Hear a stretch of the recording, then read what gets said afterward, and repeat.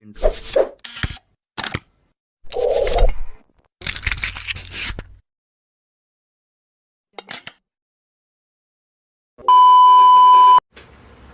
Okay, so let's now proceed with the second type ng stresses in beam natin, which is known as the horizontal shearing stress. So sometimes this is called as the transverse stress. So kung napanood nyo yung video na shinare ko through LMS, so napakaganda na explanation dun about this horizontal shearing stress. Okay, so i-discuss muna natin yung formula na gagamitin natin for this topic. So again, we will use the symbol tau to represent the horizontal shearing stress. So that is equals to V Q over IB. So ano ba yung B? B is the shear. So ito yung nako-compute natin dun sa shear diagram. If you want to solve for the maximum value, so ang kailangan mong hanapin is the maximum shearing force. So either positive yan or negative. But hindi naman siya necessary na laging maximum. So sometimes sa problem, may nire-require siya na value ng shear. For example, do sa first example natin, magbibigay siya ng specific distance away from the support. So do sa point na yun, doon mo hanapin yung stress develop, yung horizontal shearing stress develop at that point. Next, we have Q. So what is Q? So this is the static moment of area. If maalala nyo yung equation doon sa pagkuha ng centroid, that is just equals to doon sa summation ng A x bar. Ano? So, itong static moment of area, so tinatawag rin siyang first moment of inertia. So, mangyayari lang yung area mo, imo-moment mo lang siya. Ano?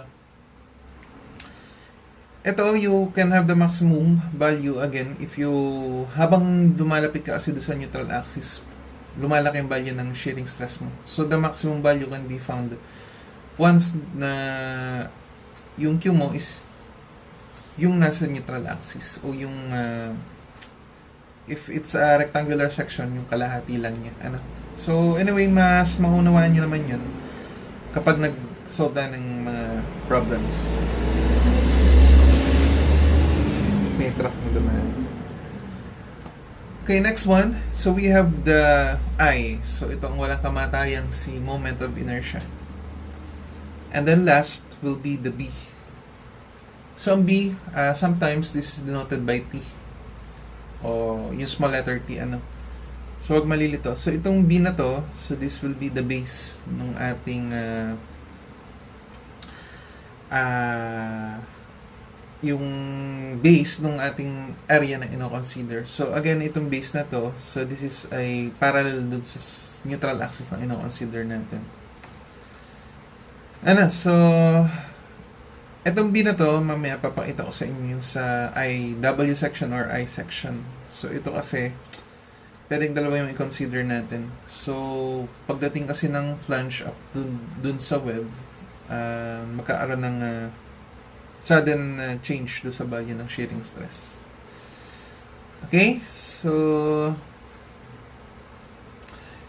paliwanag lang natin yung nandun sa video.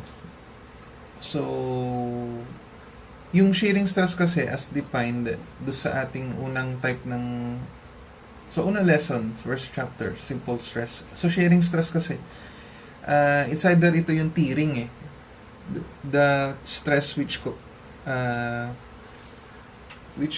yung tendency niya is to tear or yung mag-is-isan. Ano? So, yun yung simple shearing stress. But itong horizontal shearing stress, so, ito nga, kung makikita niya dito sa part ng video na to, so sa illustration na yan. So, ang ginawa kasi, in-assume na yung rectangular section mong yan is nabuo through the assembly of strips. So, nagpatong-patong ka ng several strips para mabuo yung rectangular beam na yan. Okay, so, ayan. So, kung makikita nyo, naglagay siya ng mga vertical lines para mas another to. So, para mas ma-visualize niyo yung horizontal shearing stress na tinatawag. Okay, so upon the application of the load, so nangyari nga, nagkaroon ka ng deflection doon sa iyong beam. And as you can see, yung vertical lines mo kanina, kung kanina tuwid siya, ngayon, naging staggered na siya, ano. So, ayan yung sinasabi ng horizontal shearing stress o the transverse stress. And then, itong sunod na clip na to, o yung picture na yan, so dyan, makikita nyo yung effect ng horizontal shearing stress. So, kung mapapansin nyo, doon sa gitna o doon sa neutral axis, since I-section yan, so gitna lang naman yan, nagkaroon ng bulging doon sa kabilang dulo eh. So, pinapakita dyan that because of this applied load, critical siya lagi doon sa gitna o doon sa neutral axis. Doon merong pinakamalaking stress na nade-develop doon sa ating section or yung beam na ina-consider. Okay? Okay, so for the first problem, you have here a simply supported beam which is supported by A and B. So at point A, you have here a hinge, and at point B, you have a roller. So this beam is supporting a uniform load with a value of 4 kN per meter. The span of the beam is equals to 6 meter.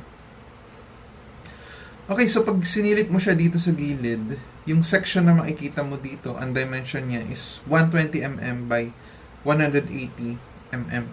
So what is the required in the problem?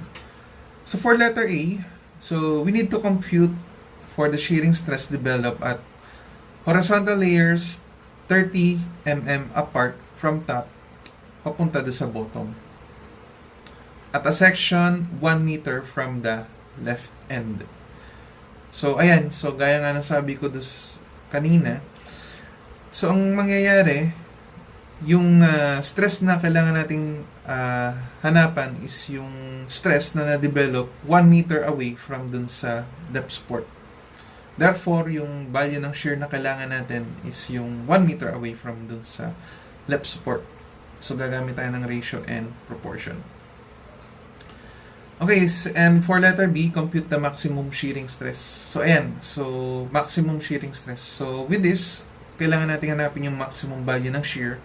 And at the same time, when we say maximum shearing stress, laging dun sa neutral axis mag-o-occur yung kanyang maximum shearing stress. Dun pinaka-critical and dun magkakaroon ng failure yung iyong section considering yung horizontal shearing stress. So, maalala yung video o yung picture na nagkaroon ng bulging doon sa gitna. Okay, so ayun yan. Ang daming sasakyan. Okay, so what is the first thing that we need to do? So, gaya nga ng una, lagi nating hinahanap yung mga value ng reaction. Okay, so since kayo ay bihasa na sa pagkuha ng reaction by this time, so by analysis alone, ito, mahanap natin yung value. So, ang gawin nyo na lang, since symmetrical naman yan and wala ka namang ibang load na nag-a-act sa iyong beam, so ang gawin na lang natin, i-multiply natin to ng total span. So, 6 times 4, that will be 24 kN. And siya is magiging concentrated load acting at the middle. So, in 24 kN na yun, so, paghahatian lang siya nitong dalawang tong support na to. So, ibig sabihin, tig 12 itong dalawa. So, by analysis alone, huwag ka na mag-moment-moment. Kung symmetrical lang din yung loading. Paghatian lang ng dalawa. Okay, so, what is the value here? We have wala ng tinta. 12 kN, and on the other support, that is also 12 kN. So the next step is we need to draw the shear diagram. Shear diagram lang kasi hindi naman natin kailangan yung moment. Pero kung gusto nyo, solve nyo rin. Okay, so shear diagram. Okay, so what will be the shape of our shear diagram? So, inano ko na meron sa gitna. Kasi symmetrical naman yan. So, balance lang naman yung magiging itsura ng ating shear diagram. So, sabi dito, tataas ako ng 12. So, 12 kN. And then, you have here a uniform load, 4 kN per meter. acting at 6 meter. So, coming from 12, babawasan mo lang ng 6 multiplied by 4. So, that will be negative 12.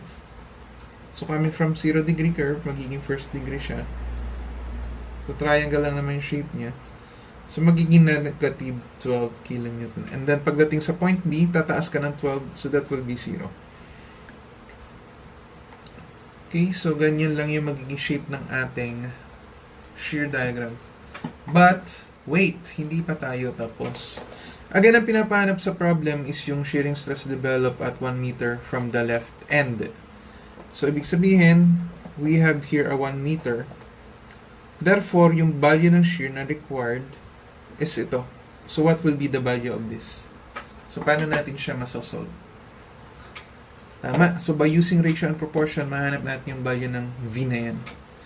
Okay, so by ratio and proportion, so by R and P. So, if this is, ano ba itong kalahati? So, that is 3 meters. So, kung 3 to, therefore, this is 2. So, V over 2 is equals to 12 kilonewton over 3. So, what will be the value of your shear? So, 12 times 2, 24, divide 3. So, that is 8 kilonewton. Okay, so we have now the value of your V. Okay, next. Compute the shearing stress developed at horizontal layers 30 mm apart from top to bottom. Okay, so ang goal ng problem na to is ipakita yung effect nung shearing stress para ipakita sa atin na saan ba critical itong horizontal shearing stress. So, ang mangyayari nga, sa gitna siya, magiging critical. So, ipakita ko lang sa inyo ang gusto mangyari ng problem. So, ang sabi, at every 30 mm. Ano? So, the first layer at 30 mm. So, mangyayari lang guys, di ba ito symmetrical? Therefore, ang neutral axis niyan, pinagitna. O yung location ng X sub O axis. Okay, so if this is your neutral axis, so alin nga yung top ng beam? Ito, di ba? So, ang distance na yan is ilan? So, kalahati lang ng 180, so that will be 90 mm. So, sinasabi ng unang 30 mm, ito lang muna. Ano? Okay, so yan yung kailangan nating hanapan ng shearing stress. So, unang hanapin muna natin is yung value ng Q. So, again, ano nga ang definition ng Q? So, coming from the neutral axis, imo-moment mo lang yung area ng ikino-consider natin. Okay, so, ito nga si 30. And then yung base niya, so that is 120 mm. And the next, so if imo-moment mo yan, we need to know this distance. Okay, so knowing this is 90 and this is 30. So, ito, kalahati nito, that will be 15. So, ito is just 90 minus 15, or that is equals to what? 75? Okay, so that is 75 mm. So, with that, we can solve for the value of Q. So, Q is just equals to the area, so 120 multiplied by 30 times distance na 75. Okay, so tignan natin. 120 times 30 times 75. So, that is 270 times 10 to the 3. So, anong unit ito? So, that is in mm cube. Next, moment of inertia. IB. Diretso na natin. Ano? So, the shearing stress is equals to VQ over IB. So, ano yung ating V? So, that is 8 kilonewton. Again, ang kailangan nating unit is in megapascal. So, that is also equivalent to Newton per mm squared. So, yung kilonewton, convert natin siya into Newton. So, therefore, kailangan ko siyang multiply ng 1,000. And then, since we have solved for the Q earlier, so that is 270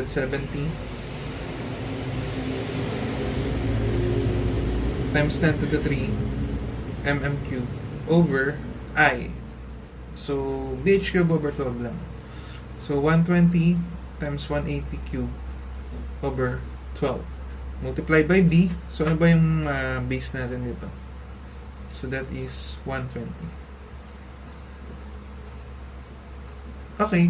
So, what is the shearing stress? So, lagyan ko na lang dito ng sub 30 ha. Para yan yung unang 30 mm na kinakonsider. So, 8 times 1,000 times 270 times 10 to the 3 times 12 divided by 120 divided by 180 cube. So the stress developed is 0.3086 mega Pascal. Okay, so sunod, this time, mag-a-add tayo ng another 30 mm. So mangyayari lang at 60 mm na. So again, i-draw mo lang ulit siya. So again, you have here your neutral axis. And this time, so since 30 yan, madadagdagan ng another 30. Tama ba? Lakayan ko pa ng konti. Ayan. So, ang mangyayari, yung Q natin, lalaki ng konti. So, that is magiging 60 mm. Kasi nadagdagan ng another 30. And since same base lang naman yan, ayan. So, next, alamin natin yung distance na to. So, what will be the value of this distance? Okay, so knowing this is 90 and this is 60, therefore, ito, kalahati ng 60 is 30. So, that is 90 minus 30, or this one, this distance is just equals to 60 mm. So, ang Q niyan, so, imo moment mo lang yung area niyan. So, 120 times 60, so that is area, so times 60. Or that will be equals to times 60 times 60. So 432 times 10 to the 3. And ayun. So shearing stress na ulit. So this time at 60 mm. So we have the shear of 8 kilonewton. So 8,000 multiplied by Q. So 432 times 10 to the 3 over I. So, copy mo lang to. Copy mo lang yung buong base. Times 120. So, 8,000 times 432 times 10 to the 3 times 12 divided by 120 squared divided by 180 cubed. So, that is 0.4938 megapascal. Okay, so as you can see, doon sa dalawang value na na-compute natin, lumaki siya. Ano? So, dito lang mapapatunayan na habang lumalapit ka doon sa neutral axis, nagkaaroon ka ng mataas na value ng shearing stress. Okay, so last will be for 90 mm. So, mangyayari lang dyan, nakalapat ka na mismo sa neutral axis. Okay, so ayan lang yan. So, this is 90. So, ang distance na to, so that is half of your 90. So, that is 45. Again, same base lang naman, 120. Okay, so to solve for Q, so that is 120 times 90 times 45. Or that is equals to 486 times 10 to the 3. And then to solve for the shearing stress, idiretso na natin. So we have 8,000 times 486 times 10 to the 3 over yung base. So copy ko na lang ha. Hindi naman sumulat. So 8,000 times 486 times 10 to the 3 divided by, dapat iba na pala pinalo ito. So 8,000 times 486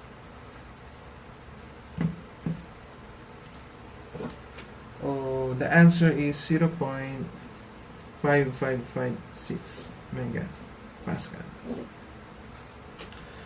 Okay, so ano ba magiging tsura natin dyan? So if this is your kung i-plot natin yung horizontal shearing stress diagram, project mo yan. So at this point, ito 0. So ibig sabihin, uniformly increasing ka. Tapos sa gitna, doon yung pinakamataas. Ano? So paano ba shearing stress? Assume natin na ganyan. So at dito sa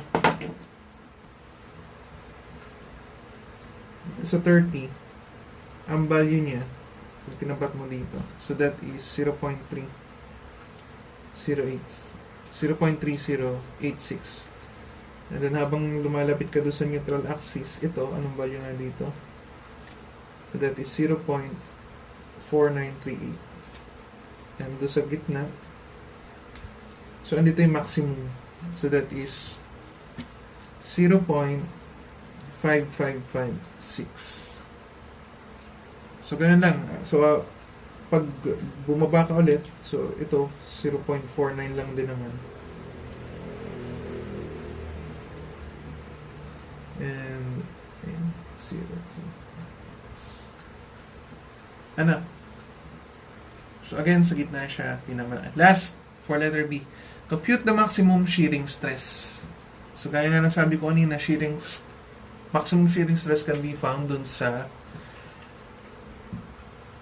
eto, maximum value ng shear 12, and static moment of area, eto, yung kalahati niya. So diretso na natin na. So maximum. So the maximum shear, sa shear diagram mo, mahalin lang naman dito. So that is 12. So 12 kilonewton, so 12,000 VQ. And then yung Q mo, ito yung gagamitin natin. Again, kung maaalala, di ba habang lumalapit ka sa neutral axis, lumalaki yung value ng shearing stress.